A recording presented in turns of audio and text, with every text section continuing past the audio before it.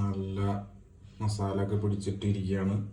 Okay, ഇനി നമുക്ക് എണ്ണ ചൂടാക്കാനായിട്ട് വെക്കാം. 10-15 മിനിറ്റ് എന്തായാലും വെക്കണം, എന്നാലാണ് മസാലയൊക്കെ അതിൽ പിടിക്കുള്ളൂ. നമ്മൾ എണ്ണ ചൂടാക്കാൻ വേണ്ടി വെച്ചിരിക്കുകയാണ്. ചൂടായി കഴിഞ്ഞാൽ നമ്മുടെ ഫിഷ് അതിലേക്ക് ഇടാം.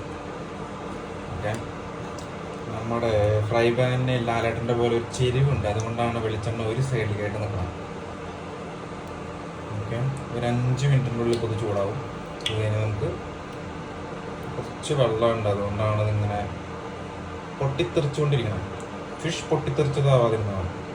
ഓക്കെ,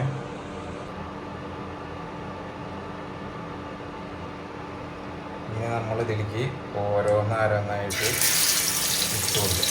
ഓക്കെ,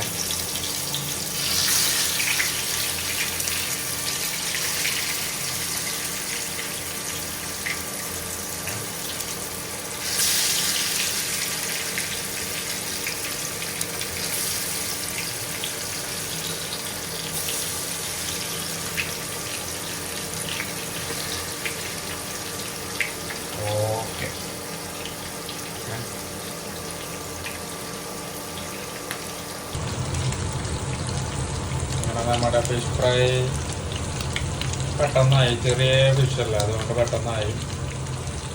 ബ്രൗണിഷ് കളറൊക്കെ ആയി തുടങ്ങിയിട്ടാണ്. എല്ലാം ഒന്ന് ബ്രൗണിഷ് ആയി. കുറച്ച് കൂടി കഴിഞ്ഞാൽ നമുക്കിത് മറിച്ചിടാം. അങ്ങനെ നമ്മുടെ ഫിഷ് ഫ്രൈ അങ്ങനെ ഒന്ന് മറിച്ചിടാണ്. ഓക്കെ, ഓൾറെഡി ബ്രൗണിഷ് ആയി. ഒരു 10 മിനിറ്റ് കഴിഞ്ഞാൽ നമ്മുടെ fish fry is ready. King fish fry, ചെറിയ കിങ് ഫിഷാണിത്. ഓൾറെഡി ബ്രൗണിഷ് ആയിട്ടുണ്ട്.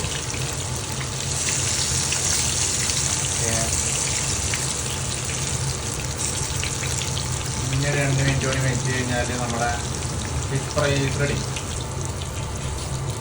അങ്ങനെ നമ്മുടെ കിങ് ഫിഷ് ഫ്രൈ റെഡി ആയിട്ടുണ്ട്.